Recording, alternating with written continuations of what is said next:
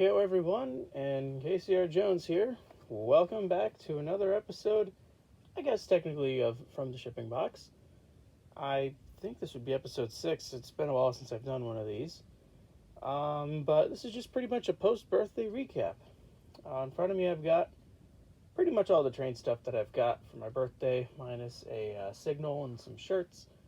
I will throw those up on screen now. I got an MTH Signal, I got a couple t-shirts, and actually, I'm wearing it now. I guess I'll throw a picture of it, but you'll see I'm wearing lighter blue denim sleeves today. It's because this one has Chessie on it. So my New Haven one, but I got another one of these. And these are honestly one of my favorite pieces of clothing. These long sleeve denim button-up shirts, they're really nice. But you guys wanted to see what the trains are this time, and oh boy, I got spoiled this year. For my 20th birthday, I got a bunch of Atlas Master Series things, and I am super pleased with what I'm seeing so far. The first thing, which was the first thing I actually unboxed, was I honestly don't mind that it's the slightest bit damaged. I got finally a New Haven NE6, and this thing just looks really good. Now granted, you'll notice there's like a little bit of styrofoam I didn't bother cleaning out, and this side's okay. When you look on this side, it's missing one of the little poles and the ladder here. Not sure well the camera could pick it up, but there's a little white seam that's plastic distress. If I put it like this up to the cam, you may notice it's a little bent in versus this side, but I digress. It's sturdy enough, the lights work, the doors do open and whatnot, there's figures in there. The paintwork is phenomenal. In fact, I'm smudging it very, very slightly, as in little oil marks since I had to oil it. The wheels were actually pretty darn stiff, and you can hear a little bit in there too. You can actually see a little, yeah, this one was really bad. Still got to oil them a little better, but that's pretty much about that caboose. And this is my first Atlas Master Series tank car as well. And I'm honestly really pleased with these. This is an 8,000 gallon Shipper's Car Line tank car. Apparently there's a bunch of these, and I would love to have a couple more. I like the all black and the white insignia. I could not get the dome to open. I don't know if it does or not, but honestly there's really nice weight on this. I mean, it's just black with, you know, the white reporting marks, but everything you see is legible.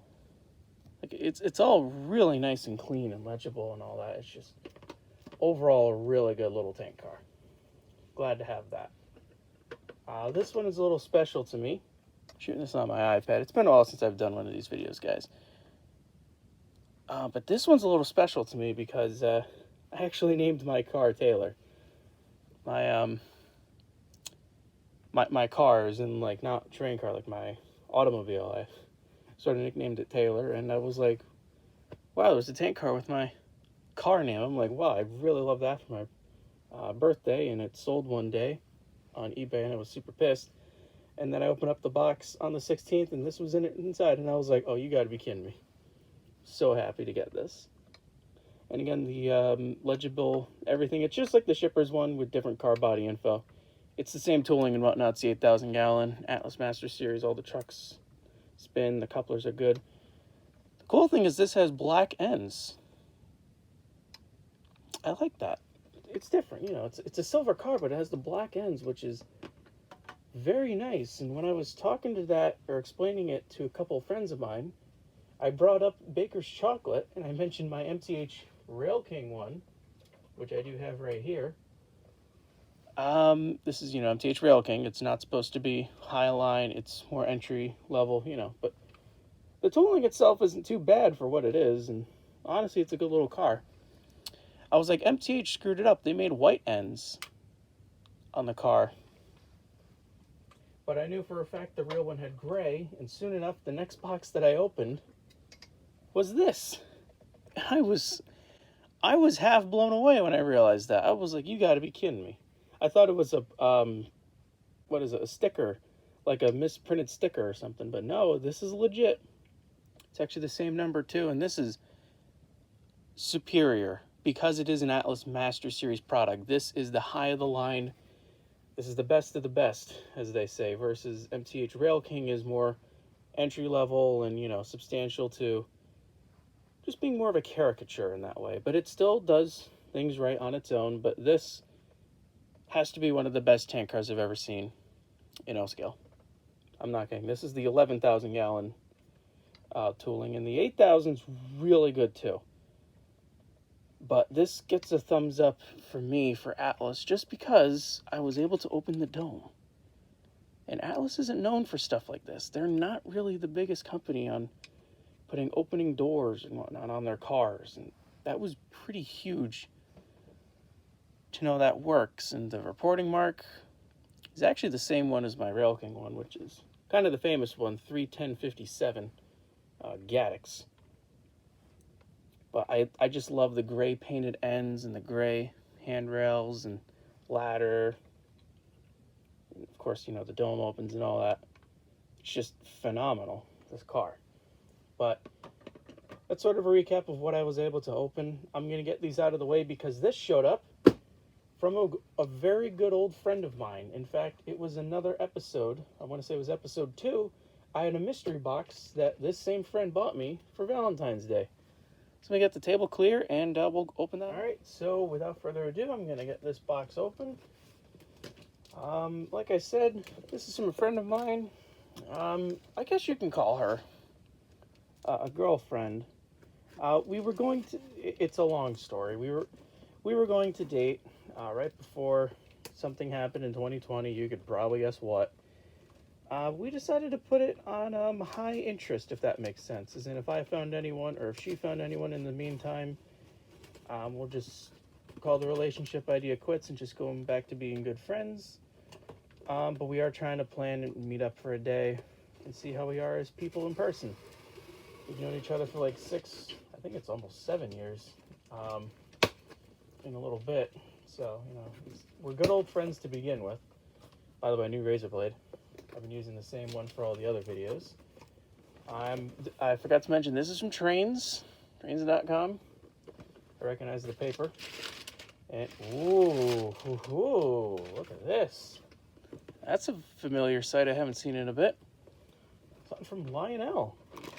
Like I said, everything else I got besides the Signal was Atlas. So, nothing wrong with the old orange and blue. Oh, I feel a packing slip. There we go. And I got another one of these GG1 cards, which it's if you use it on trains.com, but I'm not going to use that.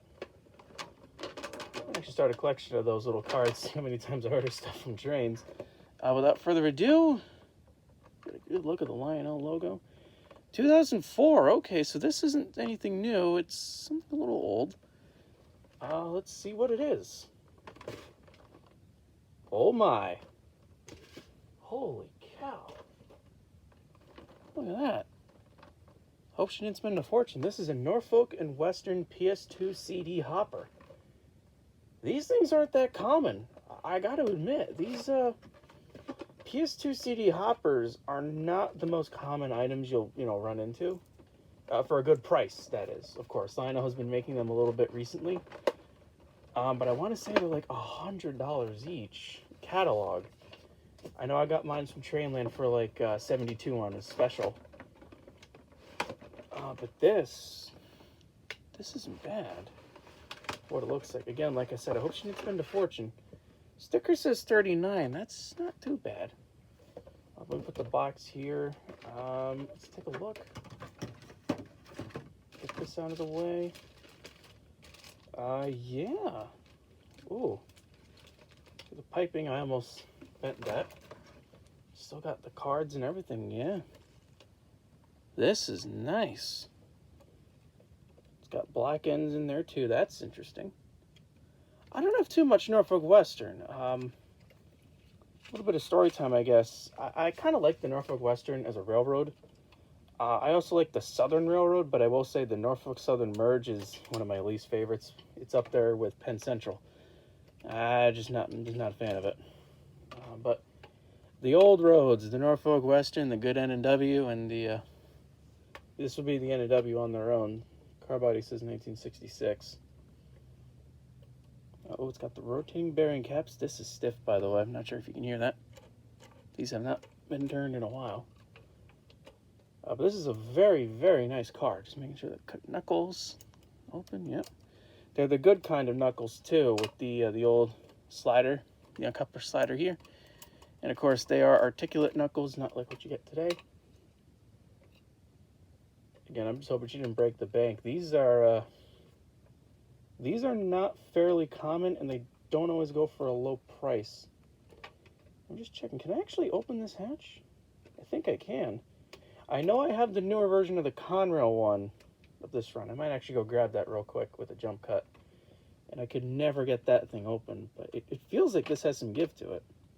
I'd rather not break it though, but this is just your run-of-the-mill PS2 CD hopper, but like I said, they're not common, especially for a low price. I can't stress that enough. These things, for some reason, they cost a pretty penny.